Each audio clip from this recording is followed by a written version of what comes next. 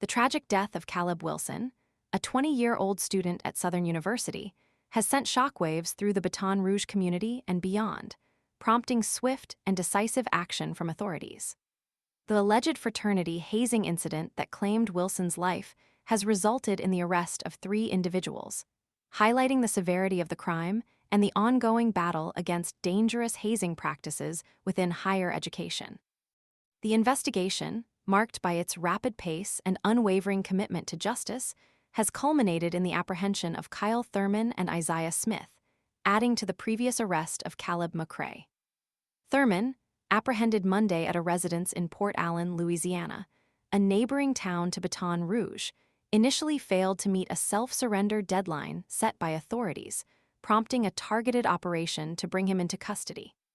The urgency of the situation underscores the seriousness with which law enforcement is treating this case. Smith, whose father's ownership of the warehouse where the fatal incident unfolded adds another layer of complexity to this already disturbing narrative, surrendered to police on Tuesday. The warehouse, the scene of Wilson's alleged brutal beating during the fraternity pledging process for Omega Psi Phi, has now become a focal point in the ongoing investigation. The proximity of Smith's family to the location of the crime raises questions about the level of awareness and potential involvement of others. These arrests follow the Thursday night apprehension of Caleb McCrae, initially misidentified as a Southern University alumnus.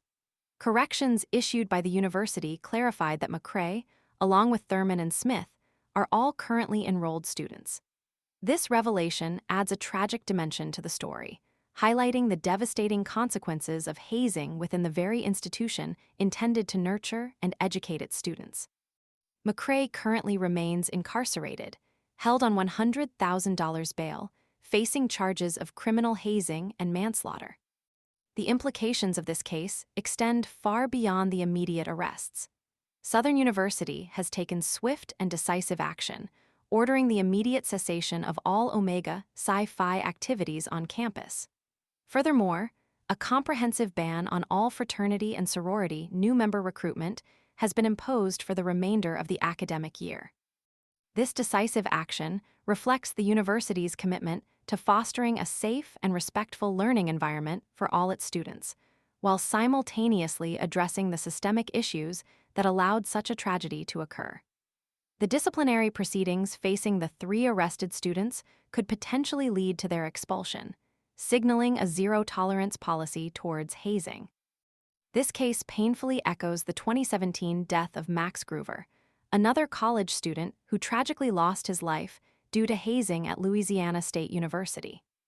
Groover's death, resulting from forced alcohol consumption during a Phi Delta Theta fraternity pledging event, served as a catalyst for Louisiana's legislature to criminalize hazing, aiming to prevent future tragedies. The subsequent passage of anti-hazing legislation, however, has evidently not eliminated the deeply ingrained and dangerous culture of hazing that continues to plague some college campuses. The Wilson case serves as a stark reminder of the ongoing need for comprehensive education, stricter enforcement, and a cultural shift within universities to truly eradicate this deadly practice.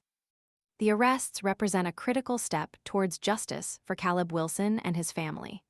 However, the fight against hazing is far from over. This case underscores the urgent need for a multifaceted approach, involving not only stricter laws and enforcement, but also a fundamental change in the attitudes and behaviors that contribute to this deadly and senseless tradition. The future of fraternity and sorority life on college campuses hinges on a collective commitment to creating a culture of safety, respect, and accountability. Until that happens, the specter of future tragedies like the death of Caleb Wilson will continue to haunt higher education. The investigation continues, and the community awaits further developments with bated breath, hoping that justice will ultimately prevail and that this tragedy will serve as a turning point in the fight against hazing. The loss of Caleb Wilson should not be in vain.